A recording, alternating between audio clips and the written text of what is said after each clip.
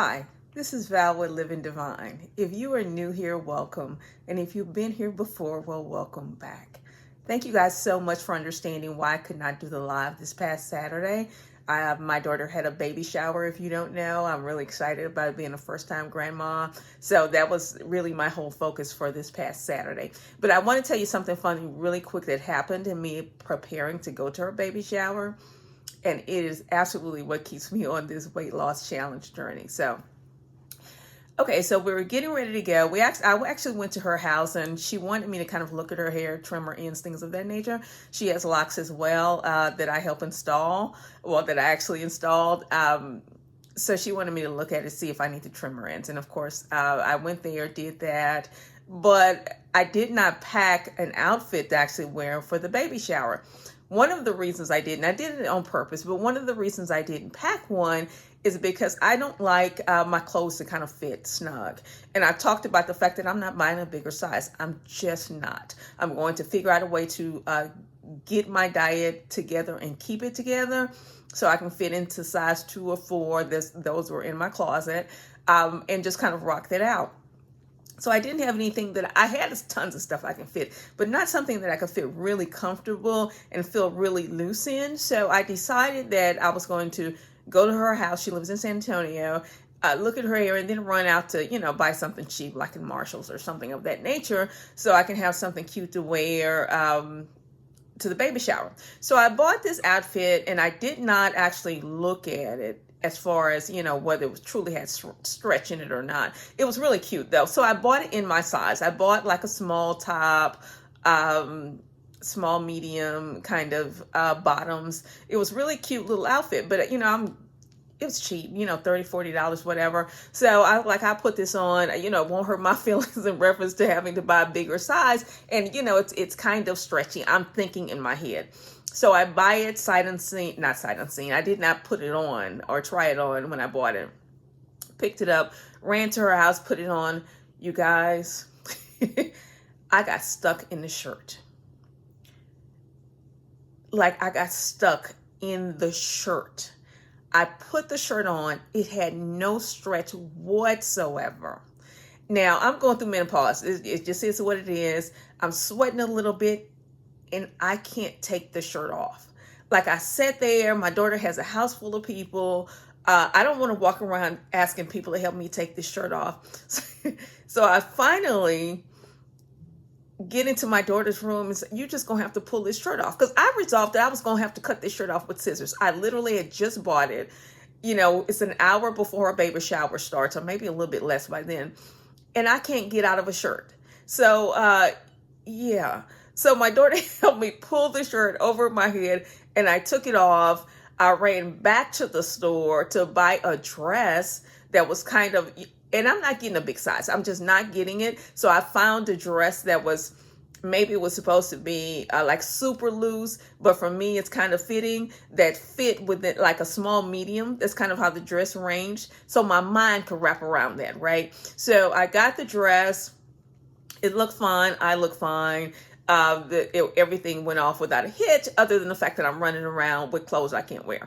So I said all that to say, if there is not a need to stick to your weight loss journey, get stuck in a shirt. Like literally get stuck in a shirt and not figure out how to take it off, other than, because it's brand new, you might have to cut this shirt off. That happened to me. So yeah, I'm going 12 weeks to find. I'm going Instagram find. It is what it is. Anyway, so that's my short story.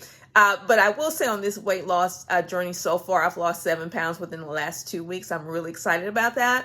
And one of the things or reasons I've lost 7 pounds, which is a nice bit in 2 weeks, is that I've cut out carbs.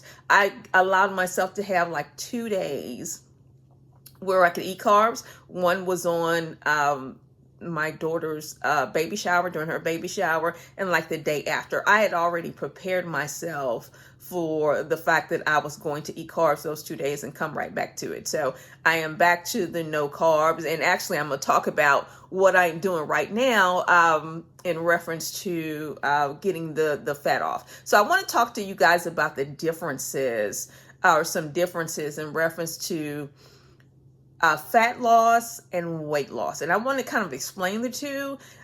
respond to a couple of questions you guys have asked me. So I have them on my phone. So if I look down, that's what I'm looking at, because I'll get to talking and it's just, we're 45 minutes into the video. Anyway, so one of the things that I've been asked a lot is reference to eating fruit. So don't come for me, y'all. I promise. This is true. You can look it up, but I'm going to tell you what happens when you eat fruit. First of all, fruit is very healthy, right? But for this challenge, in reference to the difference between fat loss and weight loss, this is kind of how fruit kind of will throw you off for a little while. Fruit is also high in sugars. It's natural sugars, absolutely, but it's still high in sugars. And let me tell you what the body does when you give it fruit or sugars or whatever. It just kind of does it a little bit differently if it's like a natural sugar, like a fruit, but it still affects your insulin levels, right? They get a little bit higher. So the body only burns one energy source at a time. It can either burn carbs, which, carbs turn to sugar, sugar turn to fat, or it can burn just natural, the fat that's on your body. One energy source at a time. So when you're giving your body the sugars of fruit, you can still lose weight because depending upon how much, sugar you're taking in as far as fruit, but you can still lose weight because most fruit are lower in carbs. But the body will also process the fruit first. So for me, this challenge is a fat loss challenge for me. It's, yes, the scale will go down for me, but I'm into the aesthetics of the look. Like, I don't want to be skinny fat. I don't want to be 140 pounds or 130 pounds and not look, I want to look good naked. Let me just say that. I don't want to be skinny fat. That's not a desire of mine. But everybody has different goals, right? So for me, I wanted to keep as much muscle as possible so I can keep the curves and keep the nice aesthetics. So I want to target the actual body fat, not just weight loss. So when I do a challenge, or I'm doing this challenge, I literally will go really high in protein. And I will do healthy fats, which is like obviously a keto diet, very low carbs, because I want to give my body a chance to actually use the fat that I already have on my body for energy source. Now, you don't have to do that because keto diets are not for everybody. And I get that. I just want you to understand the difference. Like when you say, I'm trying to lose a certain amount of body fat or a certain amount of weight, usually my response will be different depending upon what you want to do. So you have to decide what you want to do. And like I said, fruits are very healthy. So some things that may not be in your diet right now does not mean it's not healthy. It just might mean that it's not, it doesn't help with what you're trying to achieve in the short term. Okay. But with everything else, if you overeat anything, you overeat. Perfect example. I love grapes, right? A really sweet grape, love them. But grapes have very low nutritional value. They are high in sugar. It's natural sugar, but they're very high in sugar. So when I eat grapes, because I don't eat like, one serving of grapes. I think the whole bag is the serving, right? So I will sit and eat grapes all day. But I'm not losing any weight because, again, I've eaten enough grapes, first of all, over my caloric intake. I've talked about that in the previous video, that it takes 3,500 calories to lose 1 pound. So if I'm eating all these grapes and then eating other foods, I'm still adding that. Even though what I'm eating is healthy, I'm still not losing weight. So I think people get confused about, is the food they're taking in healthy? Or whether they're actually dealing with how many calories they're actually taking in. You know what I'm saying? Like if I'm eating all this healthy food, but I'm still taking in too many calories, I'm still not losing weight. My goal is to lose body fat, which of course, the weight will come with the body fat. Okay. So that is my goal. That's kind of the difference. Just because someone says, okay, so this is not on your diet, fruits are not on your diet right now, it does not mean that you cannot eat fruits or fruits are a bad thing, because they are not. Everything in moderation. but it depends upon what your goal is. I hope I kind of explain that, so you can understand it. And if not, please let me know and I can get more details in reference to that. So I'm not saying don't eat fruit. I'm just saying understand the difference. For me, fruits are not on my diet at all during this 12-week period of time because again, I go crazy, in reference to fruit. So fruits are not currently on my diet plan. Okay, so the second thing is please know or have a really good idea of how many calories you're taking in per day. One of the things I hear is in reference to snacks. You guys, you don't have to have snacks. They are a habit. I get it. Because I used to have the same habit. You don't have to have snacks. And if you are going to incorporate snacks in your meal, if you feel like you have to have a snack, I would suggest that snack be a high protein, low fat snack. I used to do like beef jerky, like low sodium beef jerky as a snack. Something that's not sugary, something that's not, let's say, fruity. You don't want to raise your insulin levels, which will make you want more food or make you want more sugary substances. So I would say the best thing is to really have a high protein snack. You can do cheese, things of that nature that will satisfy those hunger feelings, but it won't raise your insulin levels and you can still stay on task. But the reality is you don't need a snack. It's just a habit. I understand it, so I'm not knocking the habit. I just want you to be aware of what snacking can do to throw you off your weight loss journey. And again, this is a journey. So one of the reasons it's so hard to lose weight is because it's not like you can just stop eating, right? So you have to deal with the same things that got you the size that you are or the desire to lose weight. You're still going to have to deal with that on an ongoing basis. So what you're really going to have to work on is how am I going to do this in moderation? How can I stay within my caloric intake? And the best advice I can give you is to really work on like different seasonings for your food, different ways of cooking your food. I am big into grilling and smoking and things of that nature.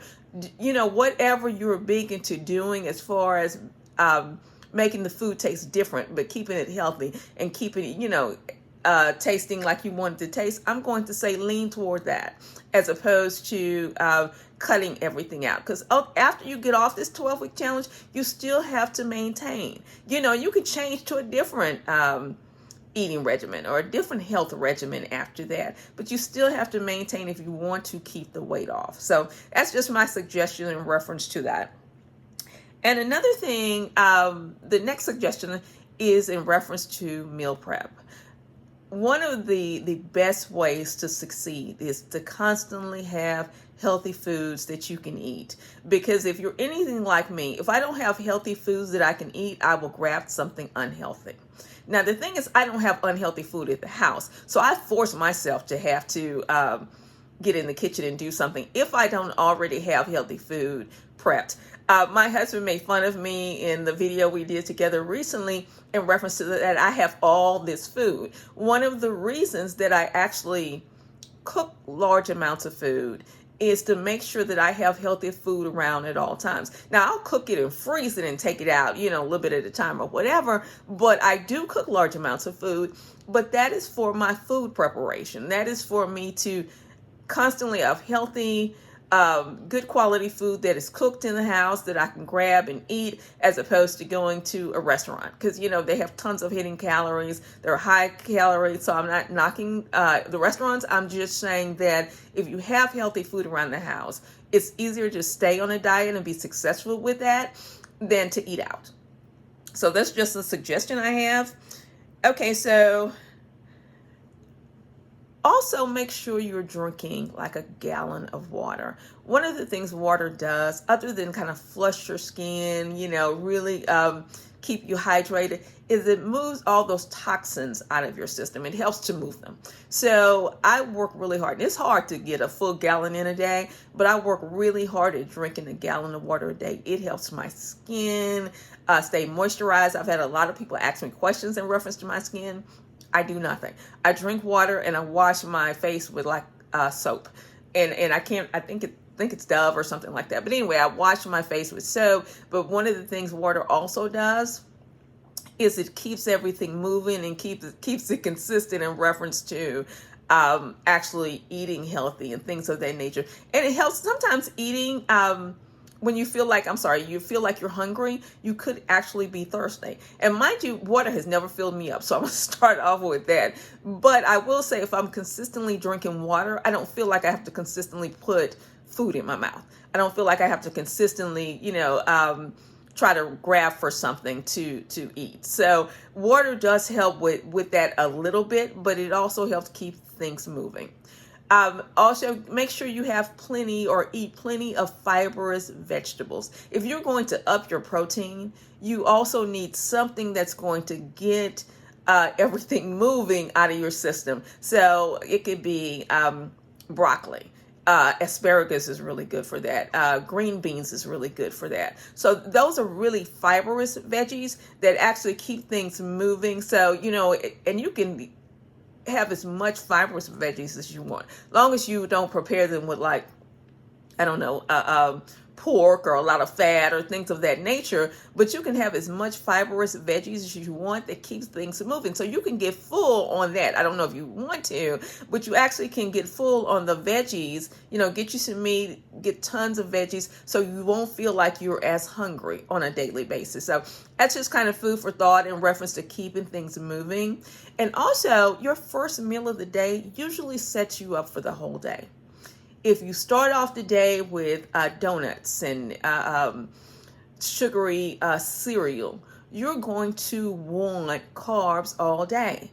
My best advice for breakfast is make sure that you have a high protein kind of breakfast. Try to, or if you're going to go, like oatmeal is very great. It's slow dissolving. It keeps you feeling full all day. You can do oatmeal in the morning, and not adding the sugars or anything like that, unless it's like a natural, like a monk fruit or something of that nature that you want to put in there to make it sweet, but without all the calories, and it doesn't raise your insulin levels. So there's other things you can do with oatmeal. But oatmeal is a great one in reference to keeping you full and not feeling like, let me hurry up and get, something else to eat after this. So that's food for thought in reference to your breakfast. If you start off great, usually your day is going well. If I start off horribly, let's say with a donut, and I love donuts, but if I start off with a donut, I'm going to want sugar all day. And in most cases, I want sugar pretty quickly. If I start off with a high protein kind of breakfast, then it's different. I'll be half the day before I realize I need to go ahead and eat lunch. So it's just something to think about, and how the body actually deals with the differences of when you give it sugar or when you give it a good healthy protein. So that's another tip. So the next thing I'm doing for this next 10 days, I'm doing the live this Saturday. I really hope that you guys are going to be on the live so I can answer questions, because I really like interacting with you guys. I fixed whatever was going on with my live that caused a little break the first time on the first live. So we can kind of talk and kind of discuss, any concerns that you might have.